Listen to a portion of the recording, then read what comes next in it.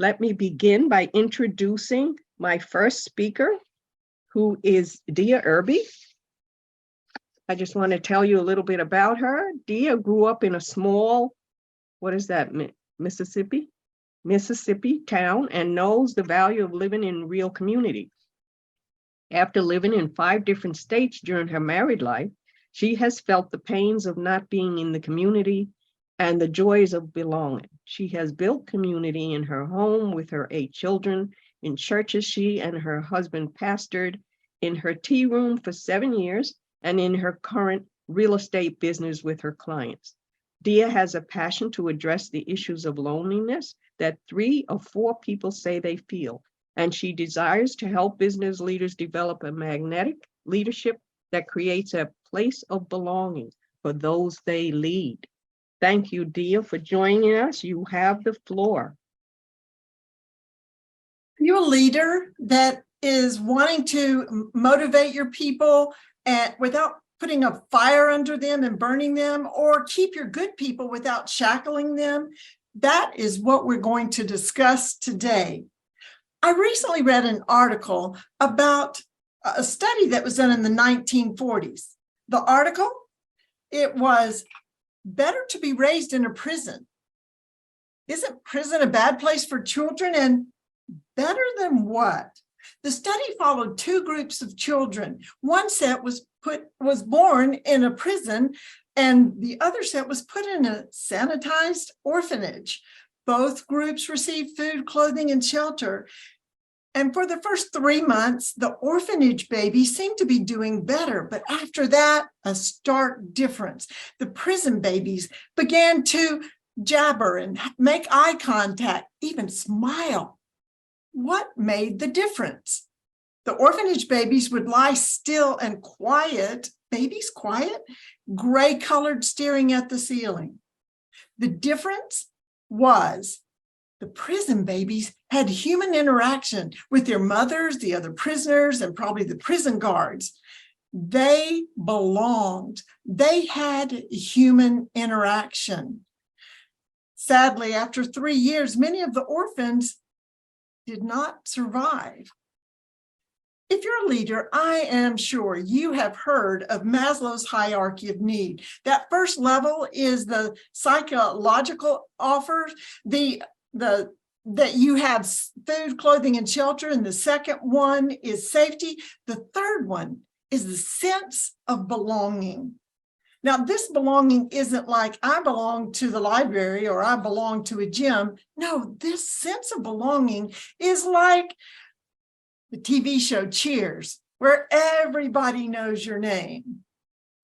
We're going to do a little exercise. I want you to think back when you were 5 years old. What was your life like? Did you have play dates? Did you have preschool? You're 5 years old. Got it? My 5-year-old life, I can distinctly remember sitting in the front yard of Miss Annie's preschool with my classmates. We were making pink clover necklaces. Those classmates are the very same people I graduated from high school with. You see, I was from a very small Mississippi town of only about 5,000 people. And just like Cheers, everybody knew my name, and I knew everybody. I thought that sense of belonging, that connectedness was everyone's normal. It was my normal. After graduate school, my husband and I moved to Central Florida, where I didn't have that community. And for the first time in my life, I felt the pain of isolation. And I realized that that could be other people's normal. And from that point on, I determined wherever I was in life to create a community of belonging. Because you see, people don't just want to be connected, they want to be claimed. I have a saying, in a sea of humanity, belonging is a shore of security, love, and identity. In that sea of humanity, people may be drowning, but belonging can give them a shore, give you a shore. of security, love, and belonging. And what is this strategy I've come up with?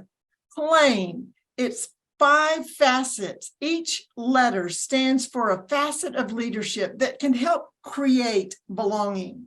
Now, you're here because you're a leader and you want to know more about how you can be a better leader or manager.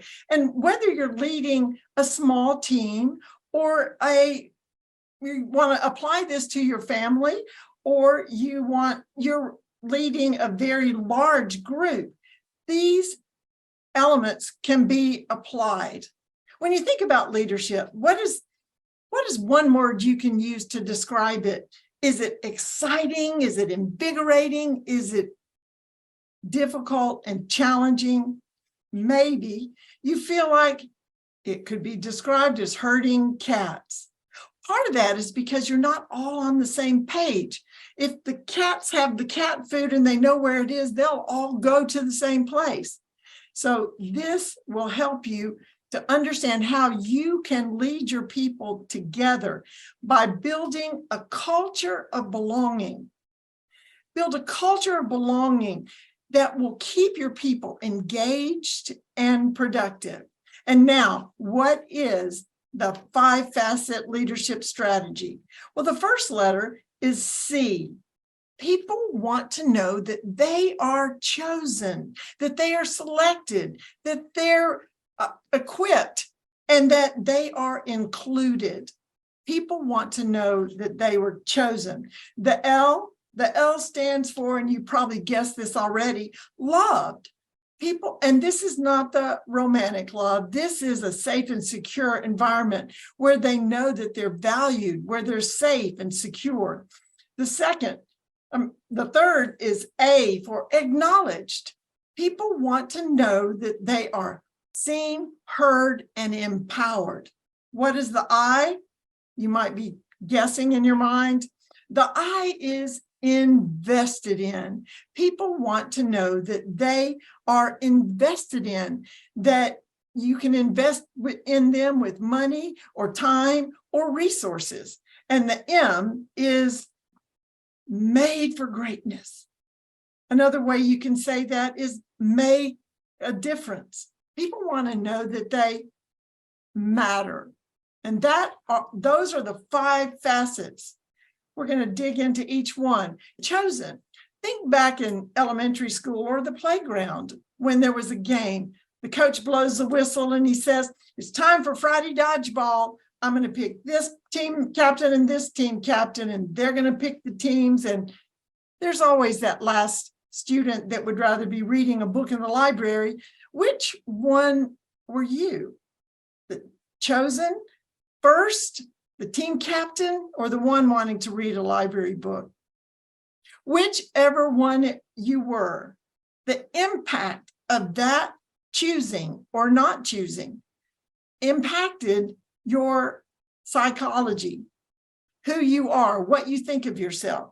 So if you can empower your people by making sure that they know that they're chosen, and this can be done in the hiring or in the onboarding.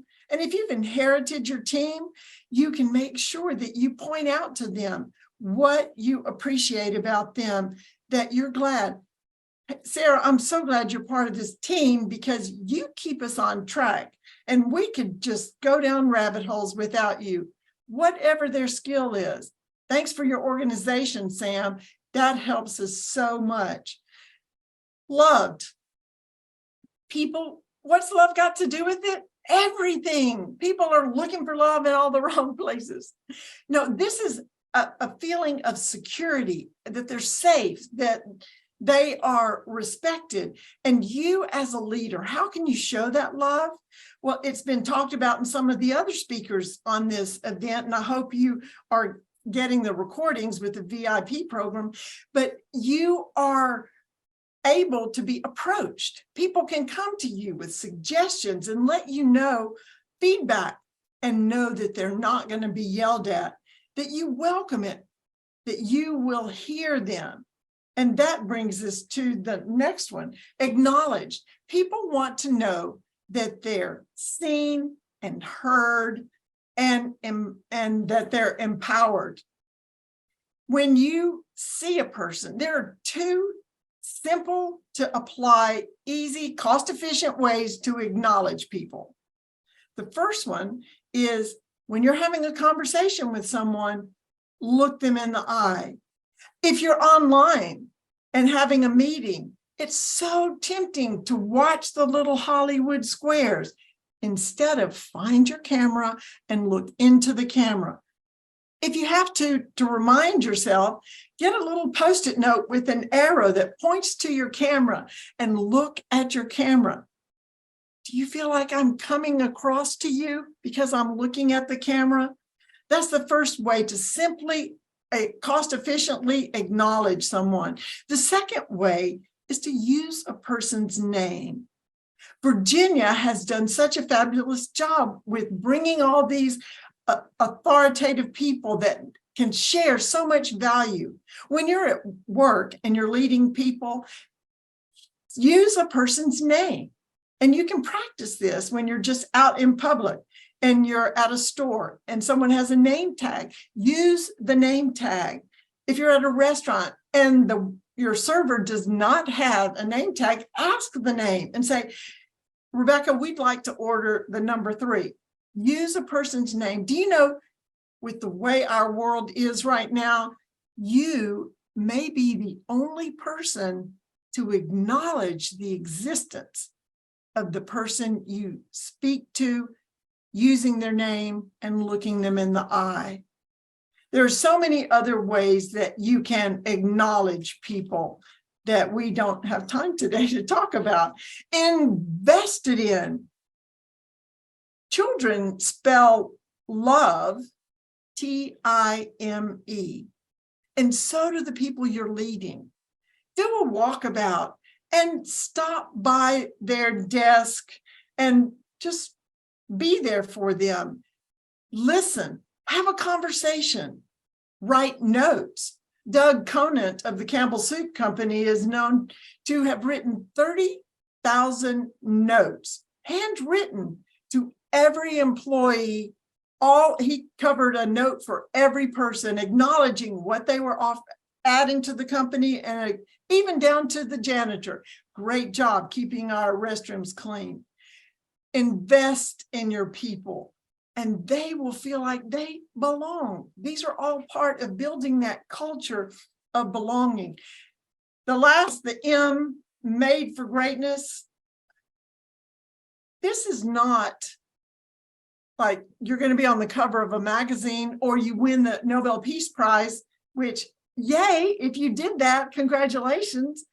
Made for greatness means every person that you are working with knows that they can operate in their zone of genius, that each person is gift wrapped with their skills, talents, abilities, their experiences, and their passion.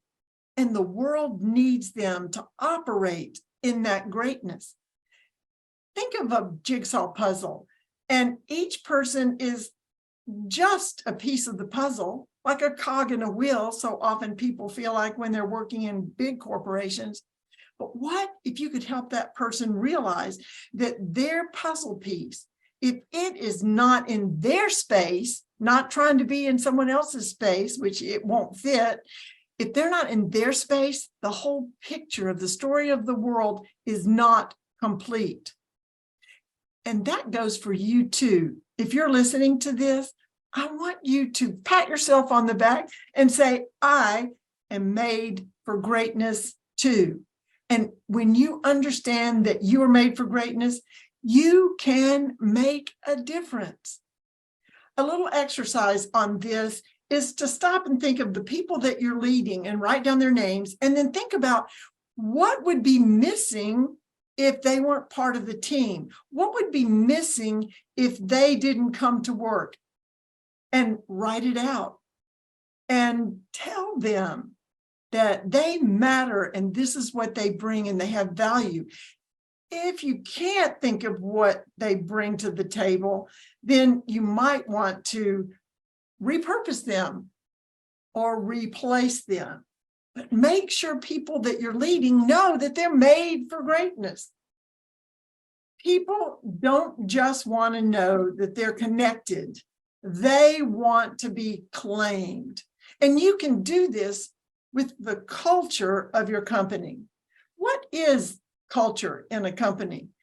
I liken it to a personality.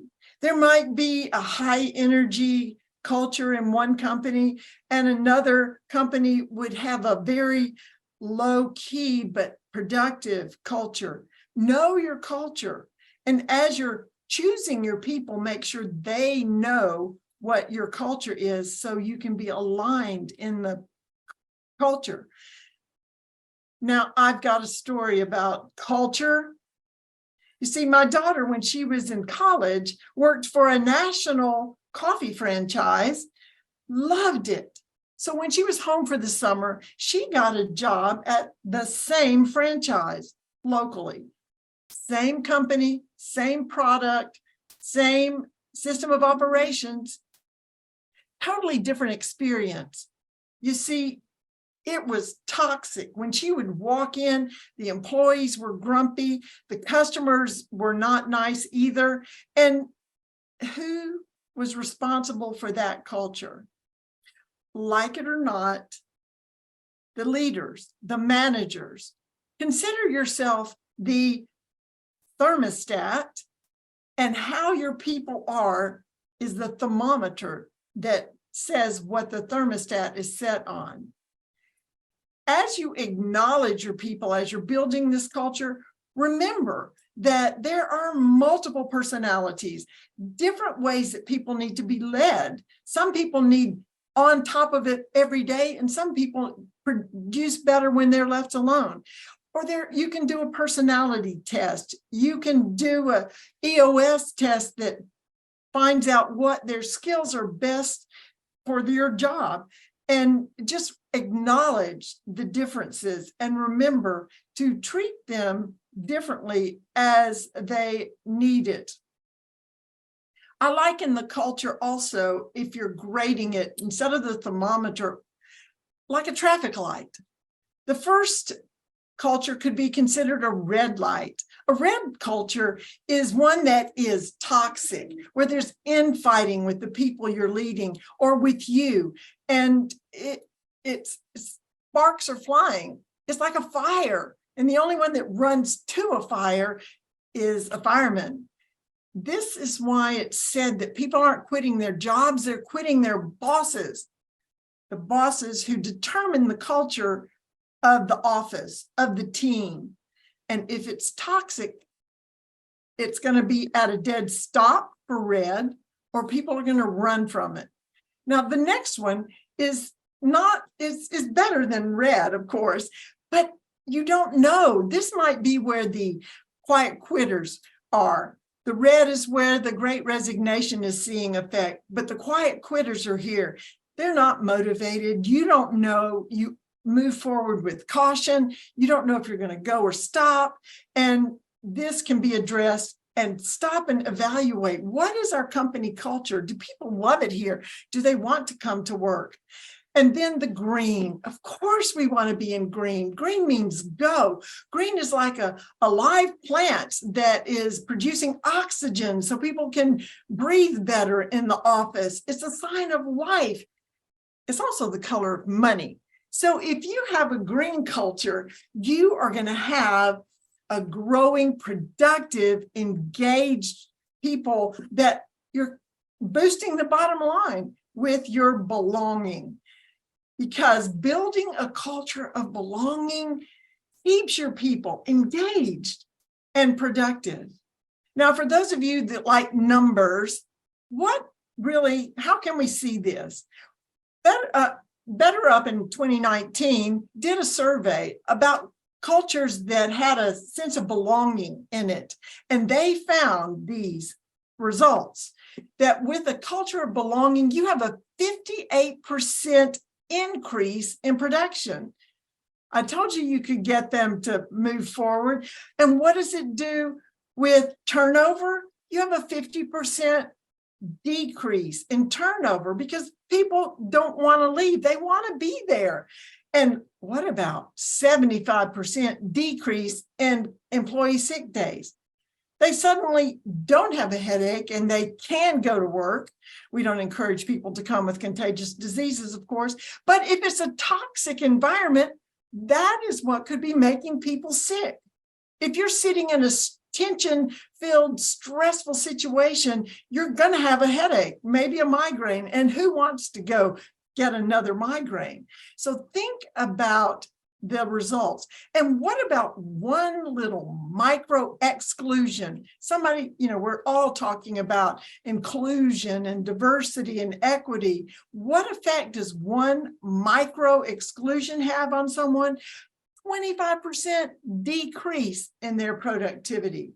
These are important statistics that say we need to build a culture of belonging. So again, CLAIM is a 5-facet leadership strategy that includes C for chosen, L for loved, A for acclaimed, I for invested in, and M made for greatness.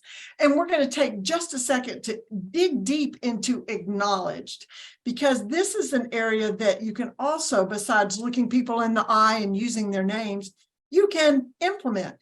As a leader, I'm guessing that you have meetings, right?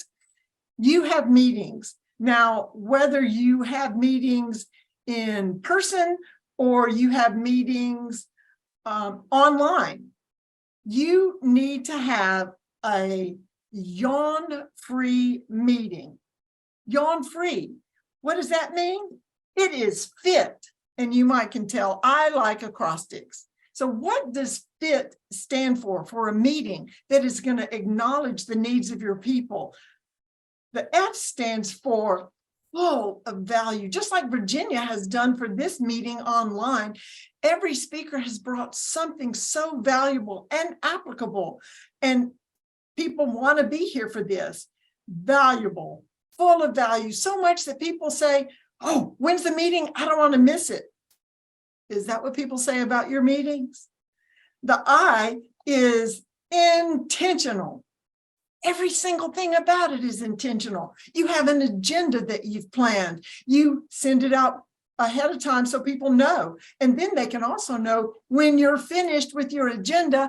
And so what if there's 15 more minutes left? You can dismiss the meeting. Give them some water cooler time to talk. Intentional. If you're doing a presentation, you've practiced with your PowerPoint, or you make sure that the audio video is working. You're very intentional, and you are the one responsible. You're intentional. And my favorite, the T stands for tell me something good. Tell me something good. I'm on a Zoom call every morning, Monday through Friday, with 700 or 800 real estate agents. And we start off this motivational instructional call, 20-minute call with tell me something good. People raise their digital hand and get to share some exciting news. What does that do for the rest of our meeting or the start of our day at 7:30 a.m. Eastern, which is 4:30 a.m. in California? What it does is it sets the tone. Have you had a meeting and someone's just gotten out of another meeting or off the phone and they come in all frustrated and toxic? That spreads. But what if you start your meetings with some good news, something that people can get excited about? What else it does is it helps people feel like they're included and in the know. They know what's going on. And the last one is it encourages a community, a culture of belonging, because if they have something to share, here is where they can do it. They know that. They know there's a group of people that will support them and encourage them to come forward and share what they have, that they're good news, and they'll be celebrated. So make sure that your meetings are fit, that's full of value, that you're intentional. You know when you've accomplished the purpose of your meeting, and so does everyone else. And tell me something good. It's a positive, uplifting start to your meeting, right? My son has done a lot of work, and his wife also, with Eastern European orphanages. And he passed the story along to me. He was told this by someone who said it was true. Just so you know, that's how I got the story. I believe it's true. In this Eastern European orphanage, the workers in the crib room noticed that there was one baby that looked different than all the others. Just like the orphans in the first story, all the orphans in that crib room would lie still and quiet, gray colored, just staring at the ceiling, except for one. This baby, he had color in his cheeks and a sparkle in his eye, and he would jabber and coo. He would follow people with his eyes. Was there magic in this crib? They decided to test it. They took one of the other babies and traded it out for the healthy baby. And over the weeks to come, they began to notice that the new baby in the magic crib began to have color in her cheeks. And she would make baby noises, and her eyes sparkled, and she would smile and follow people as they passed by the crib. They didn't believe in magic, but what else could they explain? How else could they explain this? They decided to put a video camera in the orphanage to watch the crib all day and all night. It didn't take long for them to find out what the magic was.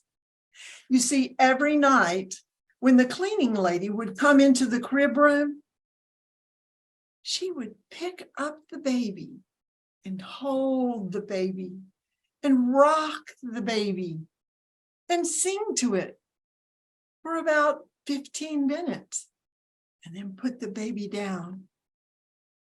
That was the magic. All of you who are leading someone, even leading yourself, can claim your people, create a culture of belonging. And that is the magic, the human connection that you can have in your culture, in the people that you are leading.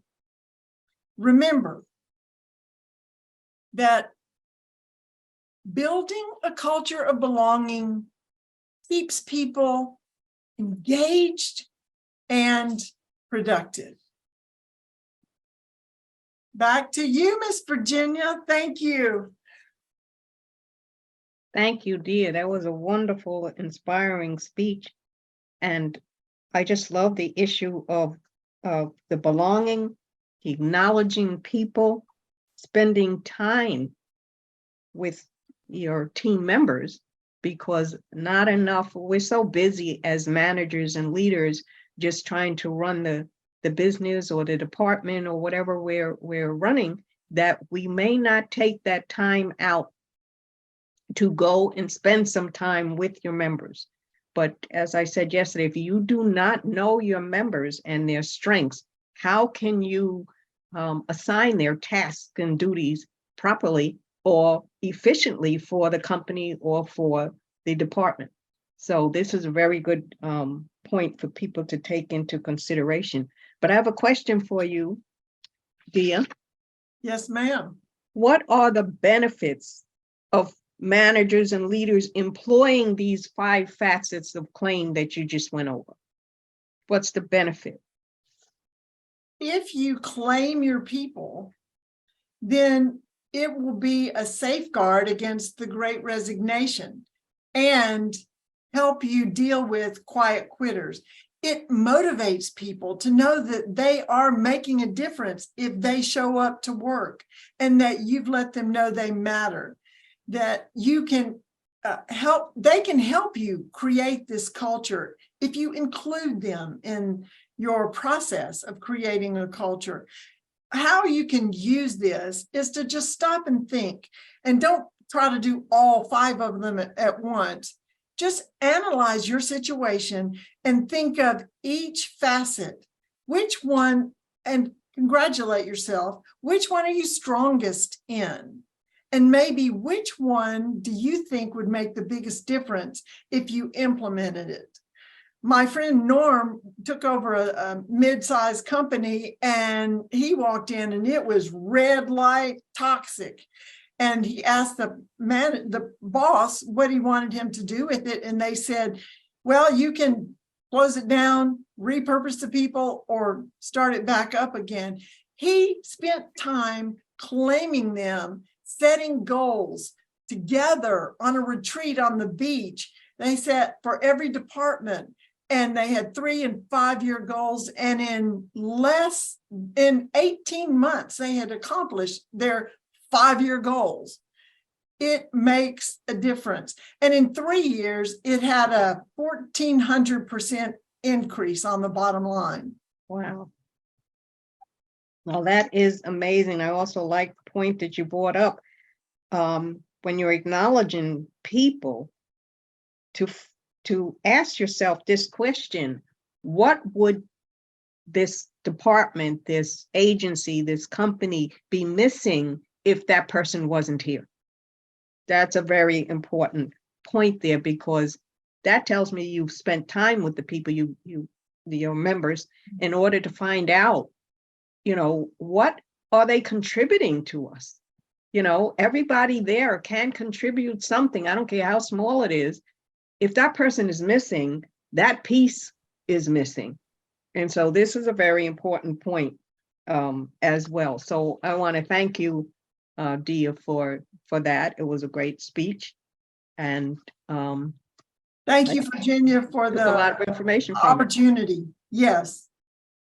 Okay. One last tip: if you take the letters, you could write a note to someone, and each paragraph be the C. I'm so glad that I've chosen you to be in. What I love about you, and I acknowledge this about you. And, that's a good template for writing a note to someone. Right. No, excellent information.